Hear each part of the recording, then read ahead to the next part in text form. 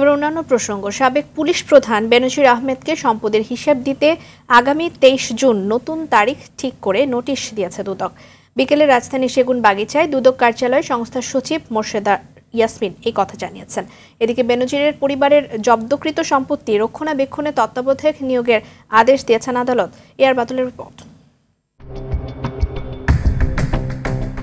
সাবেক পুলিশ প্রধান বেনজির আহমেদকে সম্পদের হিসেব দিতে দুদক তলব করলেও তিনি হাজির হননি। হিসাব দিতে 15 দিনের সময় চেয়ে আবেদনের কথা শোনা গেলেও তা নিয়ে রয়েছে ধোঁয়াশা। বিষয়টি জানার জন্য দিনভর সাংবাদিকরা অপেক্ষা করলেও খোলাসা করেনি দুদক। গণমাধ্যম কর্মীরা জানতে চাইলে দুদক চেয়ারম্যান জানান, এ বিষয়ে কথা বলবেন সচিব।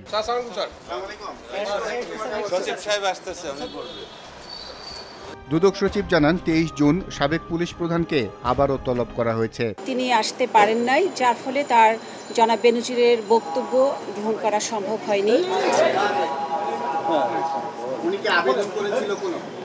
তো যেহেতু ওনার ব্যক্তিগতভাবে শুনানি গ্রহণ করা সম্ভব হয়নি, তাই আমাদের অনুসন্ধানকারী দল আরেকটি তারিখ নির্ধারণ করেছেন, আগামী 23 জুন 2024 তারিখ পরবর্তী শুনানির জন্য দিন ধার্য করা হয়েছে। তবে এটি আবেদনের প্রেক্ষিতে নাকি স্বপ্রণোদিত হয়ে তা স্পষ্ট করেননি দুদক সচিব।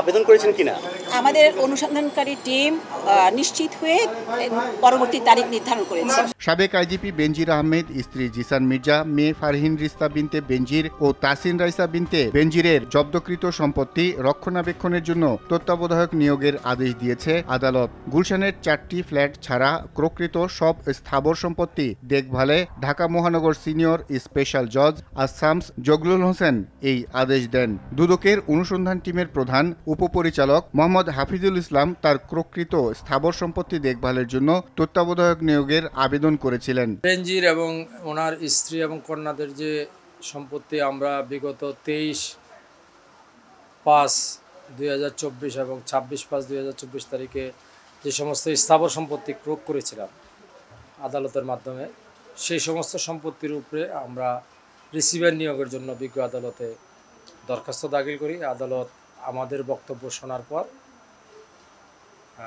স্থাবর সম্পত্তির উপরে রিসিভার নিয়োগ করেছেন।